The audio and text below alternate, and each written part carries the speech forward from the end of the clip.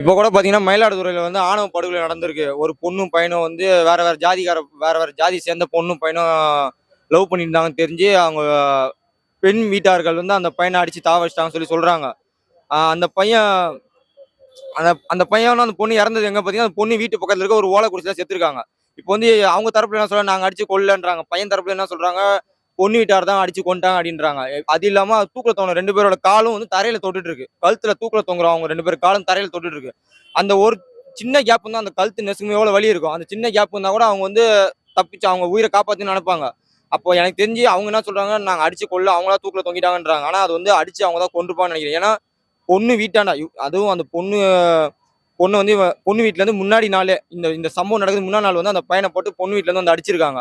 அந்த பையன் வீட்டுல இருந்து போய் கேஸ் கொடுத்துருக்காங்க. அப்படி கேஸ் கொடுத்துருக்கும் போது அந்த பையன் எப்படி இந்த பொண்ணு வீட்டாண்ட வந்து 2 பேர் தூக்கு மாட்டி சாவாங்க. சாவறதுக்கு தைரியம் இருக்கு. அவங்க எங்கேயும் தப்பிச்சு போய் வேற ஊர் போய் வாழணும்னு நினைக்க மாட்டாங்களா? அதுவும் அந்த பையன் கொத்தனாருன்றீங்க. அந்த பையன் வேற ஊர் தப்பிச்சு போய் வாழணும்னு நினைக்க மாட்டானா? இன்னொன்னு இப்ப நம்ம ஸ்கூல்ல இருந்து பாத்தீங்கன்னா எல்கேஜில இருந்து 12வது வரையும் வந்து நம்ம தமிழ் புத்தகம் அந்த முதல் பக்கத்தை திருப்பினாலே தீண்டாமை ஒரு பாவச்செயல், தீண்டாமை ஒரு பெருங்குற்றம்னு இருக்கும். ஆனா எந்த ஆசிரியர் ஏதாச்சும் இதுக்கு என்ன அர்த்தம் சொல்லி கொடுத்துருவாங்களா? நானும் 12வது வரையும் படிச்சுட்டு வந்திருக்கோம். எங்களுக்கு எந்த ஆசிரியர் வந்து இது இந்த முதல் புத்தகத்தை வந்து முதல்ல இருக்கு தீண்டாமை ஒரு பாவச்செயல், தீண்டாமை ஒரு பெருங்குற்றம் எந்த ஆசிரியரும் சொல்லி தரது இல்ல. இப்ப வந்து சீமான் அண்ணன் சொல்லுவாரு, இந்த ஜாதியை பார்த்து ஓட்டு போட எனக்கு ஓட்டு போடாத, மதத்தை பார்த்து ஓட்டு போட எனக்கு ஓட்டு போட இது எந்த கட்சி தலைவரா சொல்லுவாங்களா? சாதியும் மதத்தை பார்த்து எனக்கு ஓட்டு போடாது. விஜய் அண்ணன் முத கொண்டு இது சொல்லுவாரா? சாதி மதத்தை பார்த்து எனக்கு ஓட்டு போடாதுன்னு சொல்லுவாரா? அதே மாதிரி இந்த ஆணவ படுகொலைக்கு வந்து தனி சட்டம் ஏற்றுங்க, தனி சட்டம் ஏற்றுங்கன்றோம். ஏற்கனவே 5 சட்டம் ஏற்றிருக்காங்க. ஆனா என்ன பிரயோஜனம்? நீங்க வந்து தப்பு செஞ்சா அவனுக்கு தண்டனை கொடுக்கணுன்ற பத்தி தான் பேசிட்டு இருக்கீங்க தவிர, அந்த தப்பே வந்து அவனுக்கு செய்ய எண்ணம் வரக்கூடாது. எண்ணம் வரக்கூடாது. சின்ன வயசுல இருந்து ஸ்கூல்ல இருந்தே அவனுக்கு சொல்லி தரணும். இந்த மாதிரி இந்த சாதிய மனப்பான்மை, மத மனப்பான்மை வச்சுக்கிட்டு இந்த அந்த இதெல்லாம் வரக்கூடாது உங்களுக்கு அப்படின்றது வந்து நீங்க சின்ன வயசுல இருந்து ஸ்கூல்ல இருந்து சொல்லி தரணும். இது இப்ப இத்தனை வருஷம் திமுக ஆட்சிக இந்த திராவிட கட்சிகள் ஆட்சியில சொல்லி தரல. விஜய் அண்ணா வச்சு இந்த விஜய் அண்ணா ஆட்சியில வந்து ஸ்கூல் பிள்ளைங்கள்கிட்ட வந்து விஜய் அண்ணா பாட்டு பாட சொல்லி தரீங்களா? அதே மாதிரி இந்த இதையும் சொல்லி கொடுங்க. சின்ன வயசுல ஜாதி மதம்லாம் பார்க்கக்கூடாது, எல்லாரும் ஒற்றுமையா இருக்கணும், எல்லாம் ஒரே மொழி ஒரே மக்கள் அப்படின்னு எல்லாம் பேசுறாங்களா? அந்த இது வந்து நீங்க படத்துல பேசுறீங்க. விஜய் அண்ணா வந்து படத்துல பேசுறாரு. அதை தரையில வந்து பேசணும், பிள்ளைங்களுக்கு அதை சொல்லி கொடுத்து வளர்க்கணும், சொல்லி கொடுக்கணும்னு நாங்க நினைக்கிறோம். அதே மாதிரி இந்த சாதியை பாக்குறான்ல, நீ வேற சாதி பொண்ணை லவ் பண்ற, வேற மதத்து பொண்ணை லவ் பண்ற அப்படிலாம் பாக்குறான்ல, அவன் வந்து போட்டுற துணி வந்து உன் சாதிக்காரன் தான் அந்த துணியை நெய்தான்னு சொல்லி போட்டிருக்கியா?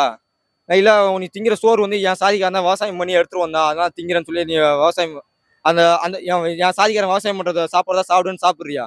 இல்ல பஸ்ல போறியா, டிரைவர் வந்து என் சாதிக்காரன் தான் பஸ் ஓட்டுறான்னு சொல்லி பார்த்து பஸ் ஓட்டுறியா? அதே மாதிரி இந்த வீட்டுல வந்து பாத்தீங்கன்னா அப்பா அம்மா அண்ணன் தம்பி அக்கா தங்கச்சிலாம் அந்த சாதியை பத்தி பேசுவாங்க.